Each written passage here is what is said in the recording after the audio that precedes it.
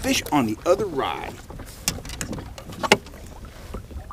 Man, what a bite. What an incredible bite we're into. That one was at 8 feet, and that was right at 2 miles an hour. It was just starting to speed back up. I was starting to put that other lure back into water, and wham!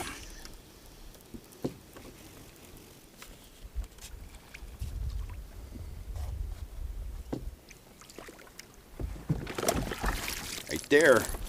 Humdinger. Woohoo! Gotta like that. And my troll here has been about 800 yards long, but I think I'm going to cut that in half, because this far end is where the wind's blowing down the length of the lake, and this is where the best action's been. This is where we've got the most ripple, probably the most current, and the fish are really concentrating here in about a, I don't know, 300 or 400 yard area. So anytime you can start cutting the lake down and work in a more defined area, better off you are. If the bites are there, work them hard. Work them until they stop biting, or you're getting tired of, reeling them in. But yeah, try to cut the lake down. See, a lot of guys, they just catch a fish and they keep on trolling. And sometimes you have to, but if you can cut the body of water down and start working a defined area, the smaller the area you can work and get hit in, the better off you are, because you're in the zone all the time. So cutting a lake down to size, that's one thing a lot of trollers miss out on.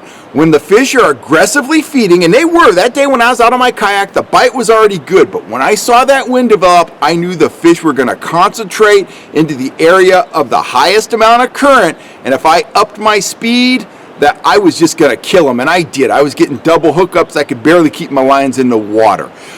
When you're out on the water, you could find action like that created by wind. Sometimes it'll develop around points or narrows, adjacent to deep drop-offs, along steep dropping banks. Whatever the situation is, when you catch one fish, you should always work that area a little bit more. If you catch another fish, start working it hard. If the fish are aggressively feeding, that's the time for you to get out your aggressive confidence baits, stuff you control fast. That's the time to break out the humdingers, the minnow plugs, and keep shrinking that area of the lake you're fishing down. And that's how you rack up big scores of trout very quickly. I see too many guys out on the water, they hook a fish and they keep right on trolling. You don't want to do that. When you hook a fish, always go back through that area. If you get another one, start inching up your speed. If your instincts are telling you these fish are aggressive and they're actively feeding, you get aggressive. Get after them. Get in their face, and I guarantee you the rewards are going to be great, and take full advantage of it. You never know how long a bite like that is going to stick around. If it's a wind-driven bite, as soon as that wind backs off, the bite's going to die. Conditions change. So when you've got that window of opportunity, take full advantage of it. Get out those confidence baits, get in the fish's face, pound them hard, and you're going to rack up those big scores.